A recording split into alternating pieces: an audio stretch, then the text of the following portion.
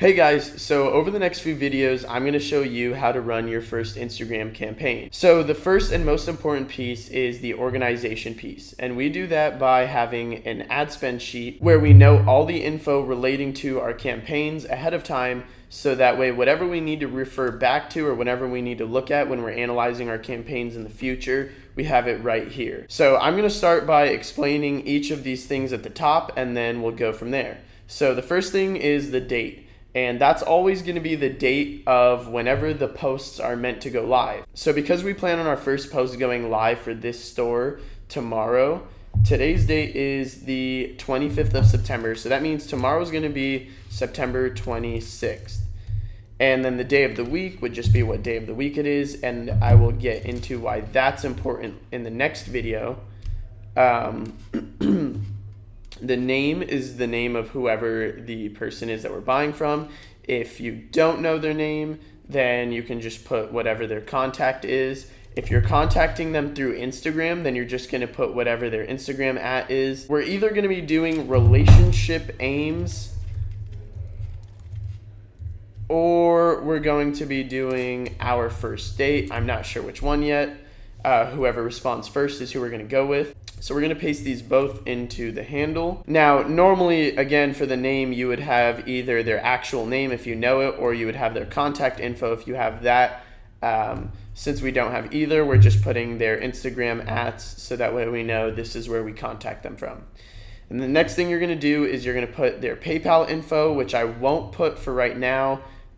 You guys can do that when you actually do run your ads. I'm not going to do that because I don't want to be putting anyone else's emails out there.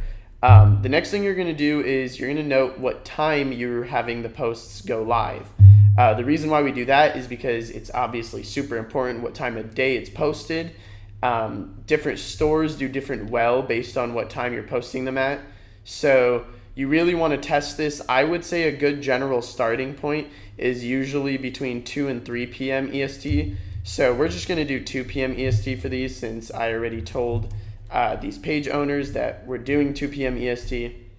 Now the creative used, this is where you're going to note whether it's a story post or a feed post and how long the post is meant to last. Now in one of the next videos, I'm going to talk about when you should use a feed post or when you should use a story post and why.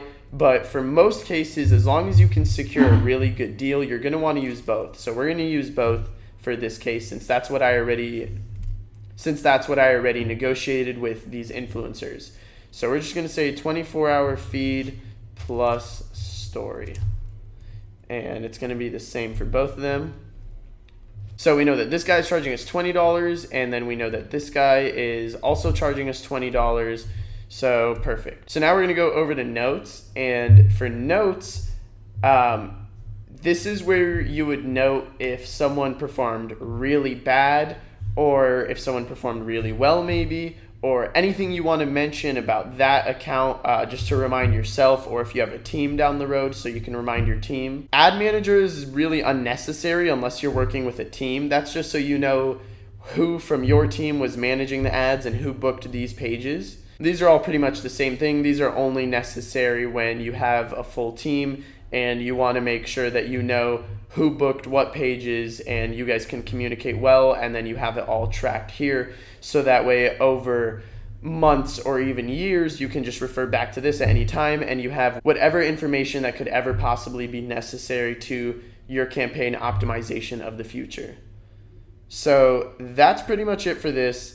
The ad spend sheet is really straightforward. I'm going to include this at the end of the course for you guys to download, so you guys will have access to my ad spend sheet, so that way you can stay organized just like I do. And then if you ever have any issues with it, you can of course ask me in the Facebook group and I'll help you there. So yeah, that's pretty much it for the ad spend sheet. We'll go more in depth on running the campaign in the next video. See you guys.